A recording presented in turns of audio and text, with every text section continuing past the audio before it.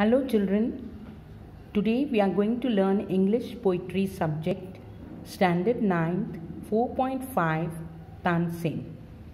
This poem is the favorite poem, was a favorite singer in King Akbar's times.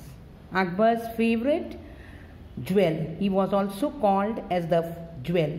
So we have the warming up session in which I am going to tell you about the nine Ratnas of Akbar.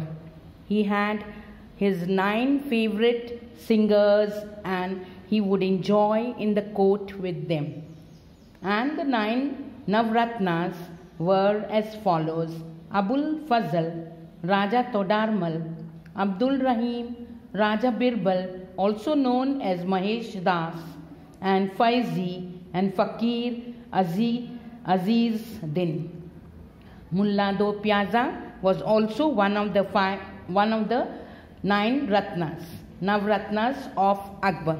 Today we will be learning about archaic words learnt in the poem, given in the poem. For example, thy, then we have thine, we have twere, stands for it were, over, we have over, then we have thee. These are old ancient words used in the poem compared with modern equivalents. For example, thy is called as your, then thine is called as yours, then twere is called as it were, and over is called as over, and thee is called as you. So these are the words that are used in the poem because it is based on scriptures and it is a purely holy poem. It is based on religion. So now pay attention. We will be opening page number 106 of the textbook. Listen carefully, children. Even the poem has used certain words like diadem. Diadem stands here for crown. Maiden stands for dames or women that were used in the court at that time. Malhar is a soft song sung in musical notes, and Tansen was one of the favorite singers of Akbar during his reign. Followed, and we have ignoble, unworthy crowds that would gather sometimes, and Akbar would not like it. He believed in spirituality, in religion, in holy being of the people. Now see, in this poem, we come to know of the Deepak Rag. Deepak Rag in this poem reflects Mughal period when Akbar asked Tansen about his teacher. In this poem, Akbar says that when Tansen can sing so well, why can't his teacher? His teacher is supposed to be divine, always singing holy songs from the holy scriptures like the Quran. Holy scriptures here stands for the sacred book called the Quran. In other religions also we have like the Bible, the Bhagavad Gita and all. Great Akbar, magic indeed is thine. He would say that it is really very magical. Malar Rag is a cooling effect on each person's ears. When we hear pleasant songs, when we hear soft music about praising God. Here Ustad stands for the master. The creator is called as the Ustad.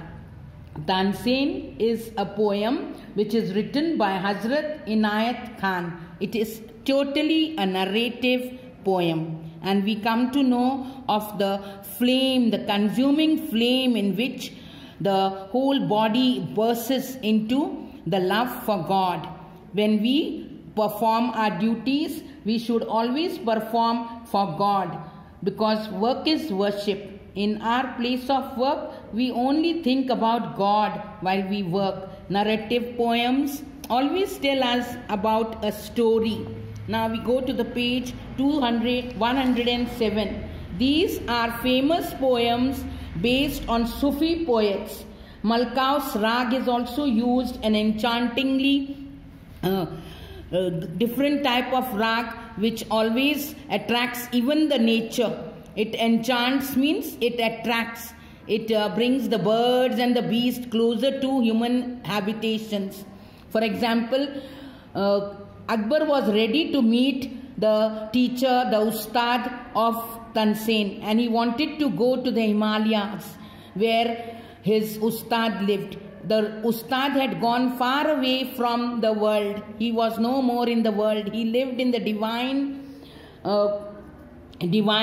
universe. And as Akbar strongly desired to hear from him, he said that when Tansen is such a good singer and dwells in the celestial heaven, in celestial here stands for heavenly song, so his Ustad will be 10 times better than him. So he was ready to dress as a poor man, his robes of poverty, that is as a beggar, and he goes to meet the Ustad of Tansen. In this message is given here, so that his huzur or hazur it is called, indeed it were better as a slave and poor to go to meet the huzur. And when he goes, he finds that huzur is very divine, and he is almost given his whole self, his soul and his mind he has given to God. He has sacrificed his heart and his soul to God, and this delights Akbar. The Ustad sings so well,